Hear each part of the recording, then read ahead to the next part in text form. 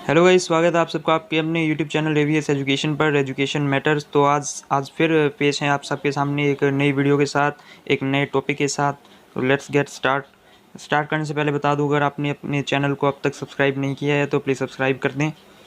और आगे आपको पता ही, वीडियो को लाइक करना है, शेयर करना है, कमेंट करना है। तो आगे शुरू करते हैं।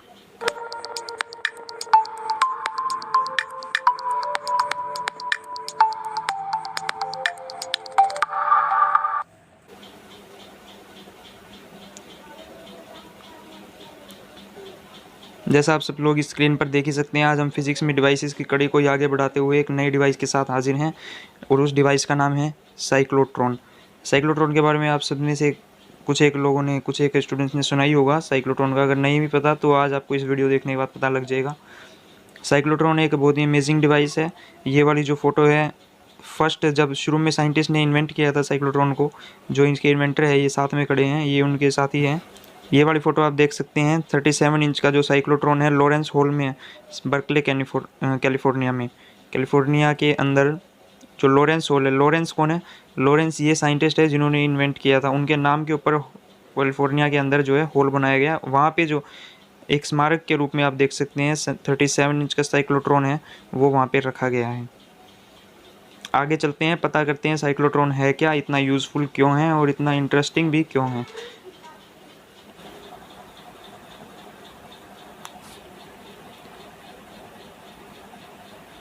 तो अब हम देखते हैं साइक्लोट्रॉन की एक्सप्लेनेशन के बारे में। एक्सप्लेनेशन में आपको पता ही, आपके सामने जो पॉइंट्स हैं, principle, construction, working, theory, uses, drawbacks, और एक और पॉइंट इसके अंदर ऐड कर सकते हो आप। सबसे पहले डेफिनेशन, इसकी डेफिनेशन क्या है? तो इसकी डेफिनेशन कहती है, एक cyclotron is a device use to accelerate charge particle up to very high speed. मतलब साइक्लोट्रॉन एक ऐसी डिवाइस है जिसका यूज़ चार्ज पार्टिकल को बहुत ही तेज़ स्पीड से एक्सेलरेट करने के लिए किया जाता है। इसके प्रिंसिपल की बात करें तो किस प्रिंसिपल के ऊपर बेस्ड है?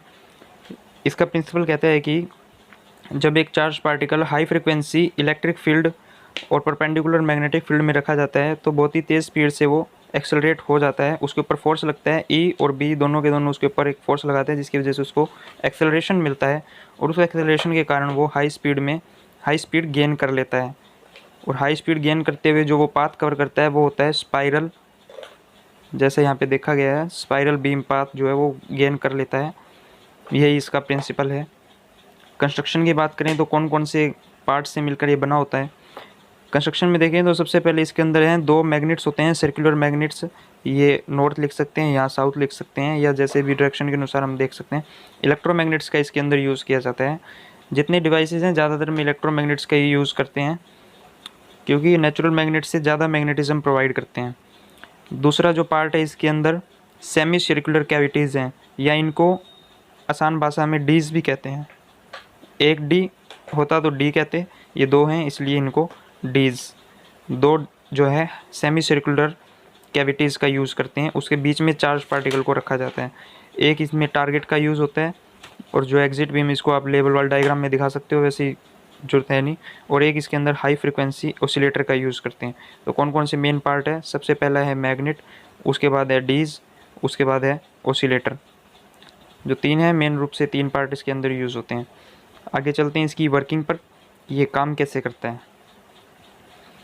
तो जैसा प्रिंसिपल में हमने देखा, जब एक चार्ज पार्टिकल को इसके अंदर रखा जाता है, कहाँ पे? इन दोनों डीज के बीच में। तो जो हाई फ्रिक्वेंसी इलेक्ट्रिक फील्ड है, जो ओसिलेटर है, उससे इलेक्ट्रिक फील्ड प्रोवाइड करते हैं कौन? ये डीज। तो उसकी वजह से ये चार्ज पार्टिकल एक तरफ खींचा जाएगा। पॉजिटिव होगा तो नेगेटिव प्लेट की तरफ खींचा जाएगा, अगर ये नेगेटिव चार्ज है तो ये पॉजिटिव प्लेट की तरफ खींचा जाएगा। जैसे ही ये थोड़ा सा चलना शुरू करेगा, जो परपेंडिकुलर मैग्नेटिक फील्ड है वो इसके ऊपर एक फोर्स लगाएगी और इसकी डायरेक्शन को मोड़ देगी। डायरेक्शन मोड़ते ही, जैसे ही डायरेक्शन मोड़ेगा, तो जो पोलैरिटी है इन डीज की वो चेंज हो जाएगी। चेंज होने के कारण ये उसको रिपेल करेगा, दूसरे वाले डी को रिपेल करेगा। रिपेल के कारण ये वापस जाएगा तो मैग्नेटिक फील्ड इसको फिर मोड़ देगी। इसी तरह ये बार बार मुड़ता रहेगा और हाई स्पीड गेन कर लेगा। गेन करने के कारण ये इस थोड़े से होल में से बाहर निकल जाएगा, और जो टारगेट है वो हम इस होल के पास रख सकते हैं, वहाँ पे अपना पार्टिकल स्ट्राइक करेगा। आगे हम थ्योरी में देखते हैं कि ये इस तरह मैग्नेटिक फील्ड ऐसा क्या करती है जिसकी वजह से ये मुड़ जाता है, इसके पाथ को मोड़ देती है।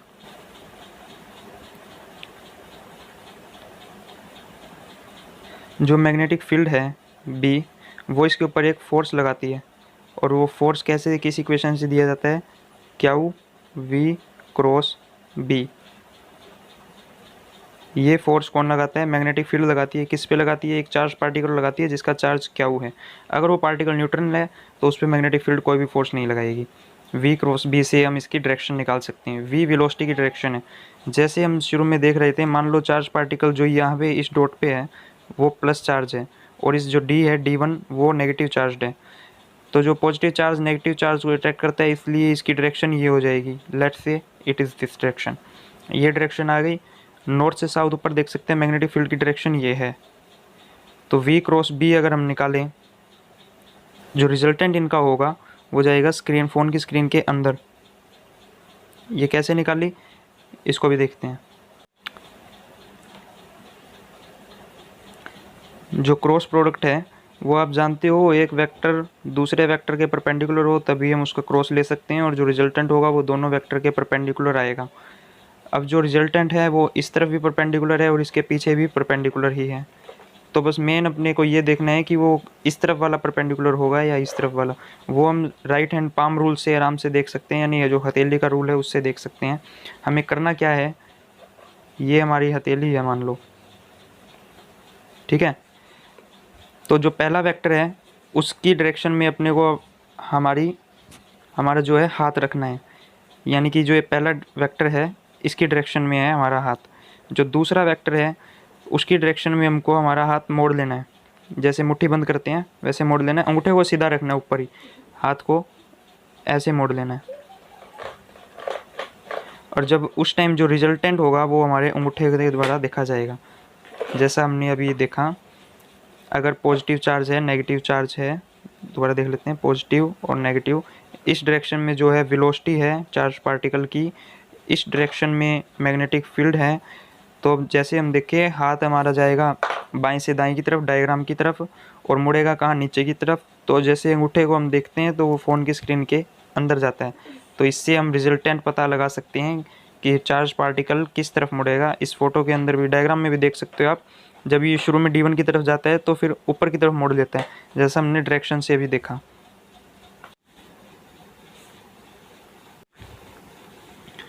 जब भी पार्टिकल हाफ सर्कल अपना पूरा करता है, जो डीज की पोलैरिटी है वो चेंज हो जाती है, उसकी वजह से इसकी डायरेक्शन ऑफ अट्रैक्शन या रिपल्शन है वो चेंज हो जाएगी। लेकिन मैग्नेटिक फील्ड की डायरेक्शन तो सेम रहेगी, वो उसके ऊपर वैसा ही फोर्स लगाएगी और उसको दोबारा मोड़ देगी। इस तरह से बार बार मुड़ता रहेगा और हाई इसके ऊपर फोर्स अप्लाई होगा, जिस वजह से ये हाई एक्सेलरेशन गेन कर लेगा और अपने टारगेट को स्ट्राइक करेगा। आगे चलते हैं इसकी थ्योरी में, कौन कौन सी इक्वेशंस इसके अंदर इन्वॉल्व है, कौन कौन सी इक्वेशंस आपको एग्जाम में लिखनी है। तो आगे वाली स्लाइड में वो हम देखने वाले हैं।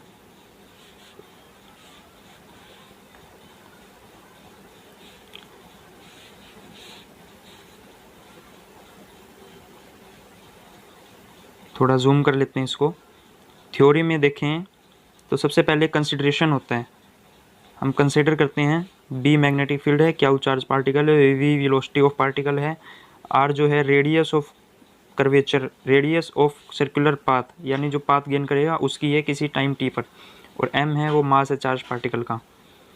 तो जो मैग्नेटिक फील्ड है वो इसके ऊपर फोर्स लगाएगी, एक सेंट्रीपिटल फोर्स भी इसके ऊपर लगेगा, और एक फोर्स कौन लगाएगी, मैग्नेटिक फील्ड लगाएगी। तो जो दोनों फोर्स बराबर होंगे तभी वो सर्कल पूरा करेगा, नहीं तो सर्कल पूरा नहीं करेगा। इसलिए दोनों फोर्स को हम बराबर रख देते हैं। M V square by R equal to Q V B sine theta. Q V B sine theta कैसे आया, जो वी क्रॉस बी हमने देखा था, Q into V cross B, cross product को जब खोलते हैं तो वी बी साइन थीटा आ जाता है। डॉट प्रोडक्ट को खोलते हैं तो कोस थीटा लगता है, क्रॉस प्रोडक्ट खोलते टाइम साइन थीटा लगता है। यहाँ से आया। इस इक्वेशन को सॉल्व करेंगे, सॉल्व करने के बाद देखेंगे आगे अपने पास वेलोसिटी के लिए एक्सप्रेशन आ जाएगी। जैसा कि ये देख सकते हो आप, वेलोसिटी के लिए एक्सप्रेशन आ गई, v equal to Q V R by M. ये है साइक्लोट्रॉन में जो पार्टिकल है उसकी वेलोसिटी की इक्वेशन। अगर हमारा b कांस्टेंट है, m तो कांस्टेंट है ही, क्यू भी कांस्टेंट है, तो वेलोसिटी जो है डायरेक्टली प्रोपोर्शनल टू रेडियस। इसका क्या मतलब हुआ, रेडियस जैसे जैसे बढ़ती जाएगी पाथ की, वेलोसिटी भी बढ़ती जाएगी। यानी जो सेंटर के पास अगर पार्टिकल है तो उसकी वेलोसिटी कम है, लेकिन अगर किनारे पे टारगेट के पास हुए तो उसकी वेलोसिटी बहुत ज़्यादा हो जाती है। ये इसके अंदर मेन पॉइंट है, एमसीक्यूज़ के लिए इम्पोर्टेंट है। आगे वेलोसिटी की इक्वेशन अगर आ गई तो आगे हम और भी चीज़ें निकाल सकते हैं, जैसे टाइम पीरियड है। टाइम पीरियड सबको पता है 2πr बाई वेलोसिटी होता है, और जो वेलोसिटी है उसकी वैल्यू हम रख देंगे तो टाइम पीरियड आ जाएगा 2πm/क्यू। फ्रीक्वेंसी जो है टाइम पीरियड का उल्टा होता है, क्यू/2πm। बहुत बार क्वेश्चन में पूछा गया है, न्यूमेरिकल के लिए इंपॉर्टेंट है, याद रखेंगे। अगला है angular velocity. Angular velocity omega क्या है, 2π होती है, सबको पता है, 10th क्लास में फॉर्मूला पढ़ा था। ओमेगा का फॉर्मूला आ गया क्यू/m। आगे न्यूमेरिकल क्वेश्चन सॉल्व करने के अंदर ये काम आती है। बोर्ड के अंदर तो बस एक्सप्रेशन याद रखो, न्यूमेरिकल में या किसी MCQ में अगर आ गई तो आपके काम आ सकती है, बहुत इंपॉर्टेंट है, याद रखें। या वैसे भी क्वेश्चन पूरा आ गया तो ये इक्वेशन अगर लिख दोगे तो आप नंबर कटने के कम चांसेस हैं। अब हमने इसकी थ्योरी पढ़ ली, इसकी वर्किंग पढ़ ली। अब देखते हैं हम इसकी लिमिटेशंस एंड यूजेस, इसके कौन कौन सी लिमिटेशंस हैं, कौन कौन से इसके यूजेस हैं। तो पहले तो यूज़ देख लेते हैं। जैसे इस पिक्चर में आप देख सकते हो, जो बड़ी वाली पिक्चर है, modern cyclotron used for radiation therapy. Radiation therapy यानी कि मेडिसिन में, यानी कि मेडिकल इंडस्ट्री के अंदर भी इसका यूज़ होता है। दूसरा इसका बड़ा यूज़ है एटॉमिक फिजिक्स में, जैसे यहाँ पे देख सकते हो आप इसमें थ्योरी में।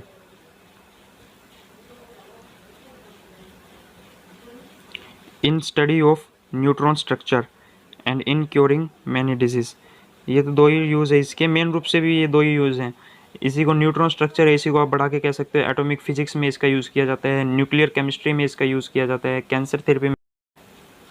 इस तरह से इसके कई यूजेस हैं। उसके बाद हम बात करते हैं लिमिटेशंस की, जो इंपॉर्टेंट है। सबसे पहले जो इसकी लिमिटेशन है वो है ये चार्ज पार्टिकल को ही एक्सेलरेट कर सकता है, न्यूट्रॉन्स को एक्सेलरेट नहीं कर सकता, तो इसकी सबसे बड़ी लिमिटेशन है। दूसरी है लाइट पार्टिकल्स को एक्सेलरेट नहीं कर सकता, जैसे कि इलेक्ट्रॉन्स। तीसरी है पार्टिकल्स को बहुत ज़्यादा स्पीड यानी स्पीड ऑफ लाइट के आसपास तक एक्सेलरेट नहीं कर सकता, क्योंकि उस वक्त रिलेटिविस्टिक थ्योरी बीच में आ जाती है और पार्टिकल का मास है वो बढ़ जाता है। एम की एक्सप्रेशन देख सकते हो, m0/1 - v²/c², यानी अगर v बढ़ेगी, वेलोसिटी बढ़ेगी, तो जो नीचे वाली एक्सप्रेशन है वो कम हो जाएगी। नीचे वाली एक्सप्रेशन कम हो जाएगी तो ऑल ओवर जो फ्रैक्शन की वैल्यू है वो हमारी इंक्रीज़ हो जाएगी। ऑल ओवर इंक्रीज़ होगी तो जो रिजल्टेंट मास होगा वो इंक्रीज़ होगा, उसके लिए ज़्यादा एनर्जी चाहिएगी, इसलिए स्पीड को ये ज़्यादा गेन नहीं कर सकता। आजकल के जो मॉडर्न्स हैं, मॉडर्न साइक्लोट्रॉन्स हैं, वो कर सकते हैं, जो शुरू में थे वो नहीं कर सकते थे।